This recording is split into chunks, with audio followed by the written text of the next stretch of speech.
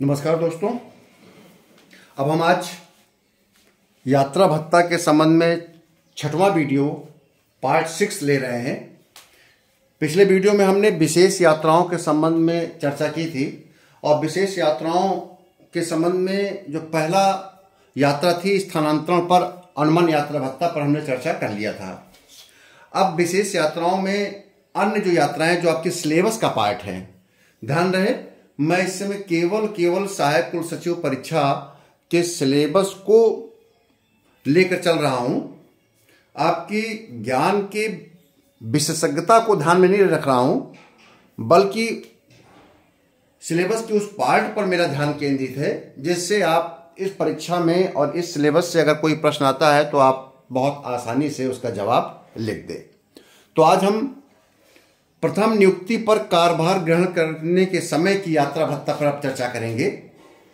चूंकि आपके सिलेबस में विशेष यात्राओं पर यह उल्लिखित है कि प्रथम नियुक्ति पर कार्यभार ग्रहण के समय क्या यात्रा भत्ता दे है अथवा नहीं। तो ध्यान रहे प्रथम नियुक्ति के समय जो हम कार्यभार ग्रहण करते हैं तो उसमें यात्रा भत्ता दे नहीं होता है सामान्य नियमों के अंतर्गत, क्योंकि उसमें उल्लेख भी किया गया है कि अगर कोई पद अगर सीधी भर्ती का है, अगर पद सीधी भर्ती का है तो प्रथम नियुक्ति के समय आपको यात्रा भत्ता दे नहीं होगा जब तक कि शासन अनुमति न दे। अगर शासन अनुमति देता है या उस नियुक्ति में इस बात का उल्लेख होता है कि योगदान करते समय आपको यात्रा भत्ता दे होगा, तो उस विशेष परिस्थितियों को छोड़कर अगर पेपर में लिखने को आए तो आप बताएंगे कि प्रथम नियुक्ति में कार्यभार करते समय यात्रा भत्ता दे नहीं होता है। ठीक है। अगर विशेष परिस्थितियों में यात्रा भत्ता दिया गया शासन की अनुमति में तो ध्यान रहे उसमें अवस्थान का भत्ता दे नहीं होगा, यानी कि दैनिक भत्ता दे नहीं होगा, और वो जो यात्रा भत्ता होगा वो साधारण दर पर होगा, यानी कि जिस श्रेणी का वो कर्मचारी अधिकारी है जो उसमें देयता बन रही होगी तो आने जाने का खर्च ही होगा। ठीक है, व्यय किया जाएगा। लेकिन एक निगाह में समझ लीजिए प्रथम नियुक्ति पर यात्रा भत्ता दे नहीं होता है। ठीक है। अब आता है अनिवार्य परीक्षाओं में सम्मिलित होने हेतु। ये ध्यान रखें, क्योंकि विभागीय परीक्षा देते हैं अभ्यर्थी, सरकारी सेवा में होते हैं, जिसमें कहा जाता है कि आप जब तक आप विभागीय परीक्षा उत्तीर्ण नहीं कर लेंगे तब तक आपका स्थायीकरण नहीं किया जाएगा, और विभागीय परीक्षा उत्तीर्ण नहीं करते हैं तब तक आपका वेतन वृद्धि दे नहीं होगी। इस प्रकार की शर्तें होती हैं। तो जब इस प्रकार की शर्तें होती हैं तो उसे हम अनिवार्य विभागीय परीक्षा कहते हैं। तो अनिवार्य विभागीय परीक्षाओं में सम्मिलित होने के लिए साधारण दर से यात्रा भत्ता 2 बार दे होता है। 2 बार दे होने का मतलब है कि आपने पहली बार परीक्षा दिया और फेल हो गए, नहीं उत्तीर्ण कर पाए, या 4 प्रश्न पत्र है, 3 उत्तीर्ण कर लिए, 1 नहीं कर पाए, तो आप दूसरी बार आप एक बार फिर और आपको मौका मिलेगा कि जिस प्रश्न पत्र को आप नहीं सफल हो पाए वो आप एक बार पुनः दे ले जाकर। तो इसलिए विभागीय परीक्षाओं को 2 बार देने का मौका मिलता है यात्रा भत्ता के लिए। अब विभागीय परीक्षा तो आप देते रहें, क्योंकि जब तक आप विभागीय परीक्षा पास नहीं करेंगे आपको इंक्रीमेंट नहीं मिलेंगे और आपका स्थायीकरण नहीं होगा। लेकिन ये यात्रा भत्ता केवल 2 बार ही मिलेगा। ठीक है ना। और इसमें एक सबसे महत्वपूर्ण बात है कि इसमें दैनिक भत्ता शामिल होगा। आप अगर परीक्षा में जाते हैं और आप रुकते हैं तो अवस्थान भत्ता भी मिलेगा इसमें। ठीक है। दूसरी बात, यदि किसी कार्मिक को चयन या पदोन्नत हेतु किसी चयन समिति आयोग के समक्ष उपस्थित होने के निर्देश दिए जाएं तो साधारण दर पर यात्रा भत्ता दे होता है। मान लीजिए कि डीपीसी हो रही है लोक सेवा आयोग में इलाहाबाद में, और किसी कर्मचारी को जिसकी डीपीसी हो रही है उसको सामने उपस्थित होने के निर्देश मिले हों, तो यदि आपको ऐसे निर्देश मिले हैं तो आप उस निर्देश के क्रम में जब आप उपस्थिति होंगे तो आपको साधारण दर पर यात्रा भत्ता दे होगा। जिस स्तर के कर्मचारी हैं, अधिकारी हैं, उसका उस लेवल का जो भी यात्रा भत्ता होगा वो आपको दे होगा। लेकिन अवस्थान भत्ता यानी दैनिक भत्ता 8 घंटे रुकने वाला जो भत्ता होता है वो दे नहीं होगा। ठीक है। तो आप अनिवार्य परीक्षाओं के संबंध भी समझ गए। अगला है यदि किसी कार्मिक को अगला है निलंबन या साक्ष्य देने की अवधि की यात्राएं। मान लीजिए आप निलंबित कर दिए गए हैं और आपको जांच समिति ने बुलाया है किसी स्थान पर, तो मुख्यालय से या आप कहीं और रह रहे हैं, आप निलंबित हैं, अब आपको अवकाश अवधि आप कहीं और काट रहे हैं, तो आपको वहां से जहां पर आपको साक्ष्य देना है, जहां आपकी सुनवाई हो रही है, वहां तक आने का सामान दर पर आने जाने का खर्च प्राप्त होगा, यानी किराया प्राप्त होगा, बशर्ते वह दूरी मुख्यालय से ज्यादा ना हो जहां से आप आए हैं। मुख्यालय जहां से आपका निलंबन हुआ है, जहां पर आप तैनात थे, वहां से जांच समिति जहां पर बैठी हुई है, जहां पर जाना है आपको जांच समिति के सामने उपस्थित होने के लिए, उसकी दूरी मुख्यालय की दूरी से ज़्यादा ना हो, तो उस दूरी के बराबर का जो आपका अनुमान्य किराया होगा निलंबन से पहले या डिसमिस होने से पहले या पदच्युत होने से पहले या पृथक्करण से पहले, जिस वेतनमान में आप काम कर रहे थे, जिस लेवल पर पे मैट्रिक्स लेवल पर काम कर रहे थे, सेवा में थे, उस लेवल के बराबर का जो किराया बनता है या वास्तविक किराया जो भी कम हो, जो आपको नियम मैंने पहले बता रखा है, उसमें आपको यात्रा करने का अधिकार होगा। लेकिन ध्यान रहे ये तभी आपको मिलेगा जब वो जो व्यक्ति गया है निलंबन होने पर या बर्खास्त होने पर या साक्ष्य देने पर, साक्ष्य देने के लिए जो व्यक्ति गया है वो उसके अनुरोध पर जगह ना निर्धारित की गई हो, वो सामान्य जगह हो, स्वयं जांच समिति के द्वारा निर्धारित जगह हो। यदि कर्मचारी ने स्वयं स्थान का निर्धारण किया है तो ऐसी परिस्थिति में उसको यात्रा भत्ता देनी होगा। ठीक है, तो आपको ये विशेष यात्राओं के संबंध में जो मैंने चर्चा किया कि प्रथम नियुक्ति स्थानांतरण पर अनुमान यात्रा भत्ता के संबंध में चर्चा किया, प्रथम नियुक्ति की यात्राओं पर चर्चा किया, अनिवार्य परीक्षाओं में सम्मिलित होने हेतु नियम 46 में उल्लेख है उस पर चर्चा किया, निलंबन या साक्ष्य देने की अवधि की यात्राओं पर चर्चा किया जो कि नियम 59 के अधीन है।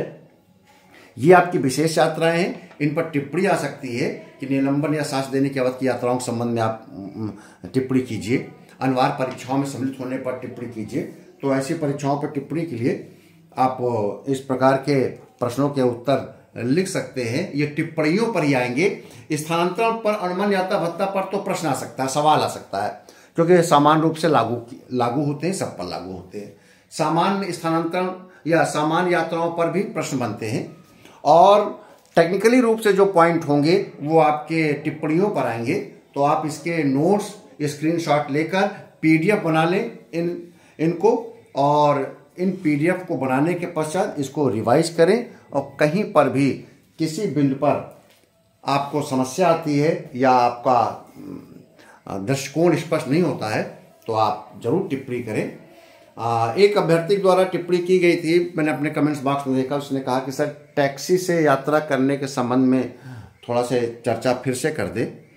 तो टैक्सी से वैसे कि कोई व्यक्ति ये माना जाता है कि जैसे विश्वविद्यालय या रिसर्च सेंटर पर बहुत से लोग जो रिसर्च स्कॉलर्स होते हैं या प्राध्यापक गण होते हैं, वो तमाम जगहों पर लोकल यात्राएं करते हैं।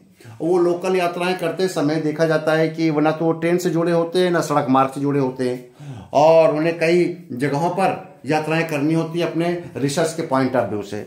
तो ऐसी दशा में सड़क मील भत्ता का प्रावधान किया गया है। पिछले वीडियो में मैंने बताया था, उसमें ये कहा गया है कि मान लीजिए कि ऐसा कोई वाहन जिसमें 5 व्यक्तियों के बैठने का स्थान हो या ज़्यादा बैठ सकते हो, उसमें अगर कोई व्यक्ति यात्रा करता है, 4 से 5 लोग यात्रा करते हैं, तो वो 4 से 5 लोग अपनी यात्रा करें, और यात्रा करते समय वो अपना बिल बनाएंगे सड़क मील भत्ता का। यानी कि जैसे कि आपको मैंने बताया था कि अगर कोई व्यक्ति क्लास 1 अधिकारी है, लेवल 11 का अधिकारी है, तो उसको 10 रुपए के दर से मील भत्ता मिलता है पेट्रोल के वाहन पर, और 7.5 रुपए के दर से डीजल के वाहन पर मिलता है।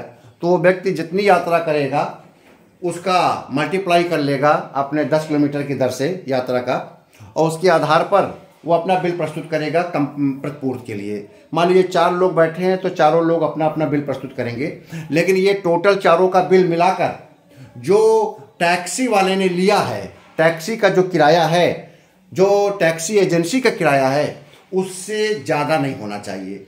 मान लीजिए एक उदाहरण देता हूं कि 4 लोगों ने यात्रा किया और लखनऊ के सभी ब्लॉक का उन्होंने दौरा करना उनके काम में था।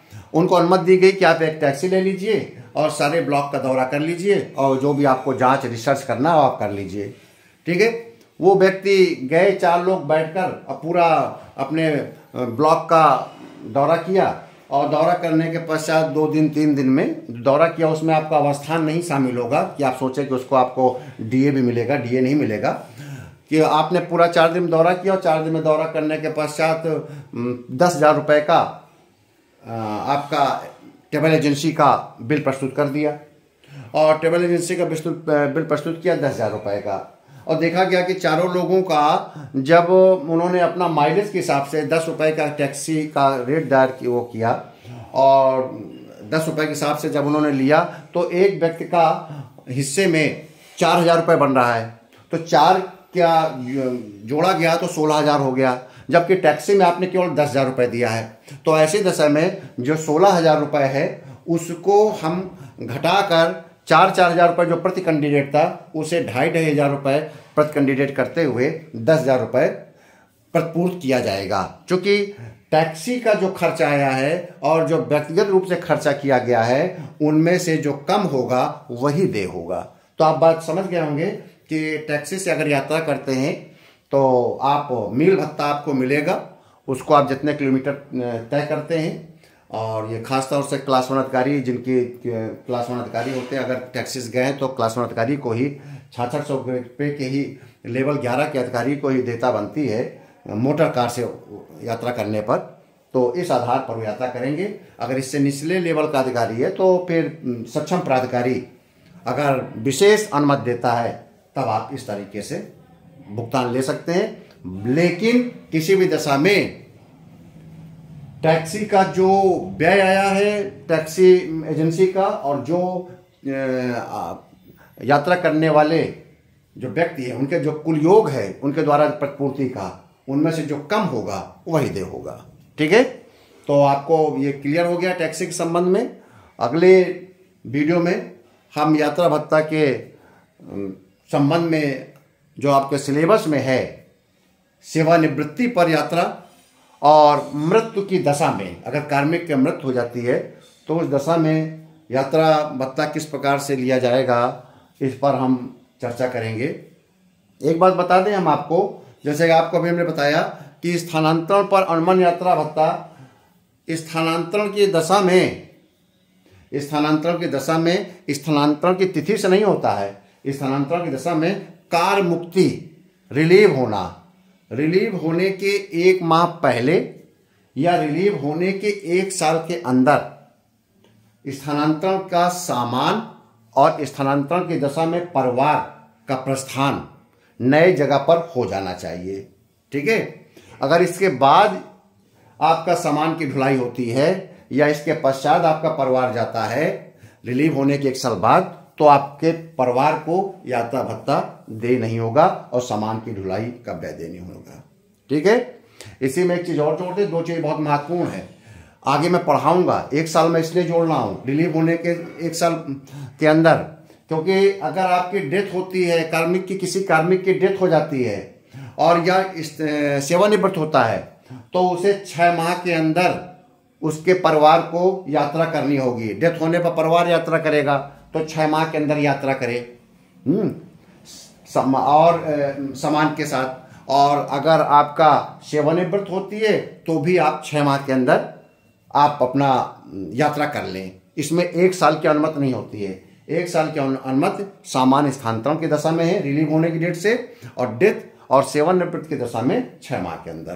तो ये टेक्निकल पॉइंट है, इसको नोट रखिएगा, क्योंकि अगर एक लाइन में क्वेश्चन आ जाता है तो आप बिल्कुल से स्ट्राइक करें, रट लीजिए, समझ लीजिए, क्योंकि आपके लिए बहुत महत्वपूर्ण परीक्षा है सहायक कुल सचिव का। बार बार अवसर नहीं मिलता है, अगले जब अवसर आएगा तब आप लोग ओवर एज हो जाएंगे। ठीक है, तो फिर उस समय इसकी कोई ज़्यादा उपयोगिता नहीं होगी। इसकी उपयोगिता सबसे अच्छी उपयोगिता 40 साल की उम्र तक की है। अगर आप 40 साल की आयु तक इस सेवा को प्राप्त कर लेते हैं तो आपकी तरक्की बहुत आगे तक जाएगी। ठीक है, तो अगले में हम आपको सेवानिवृत्ति और मृत्यु के दशा में जो देयता बनती है यात्रा भत्ता की, उस पर डिस्कशन करेंगे।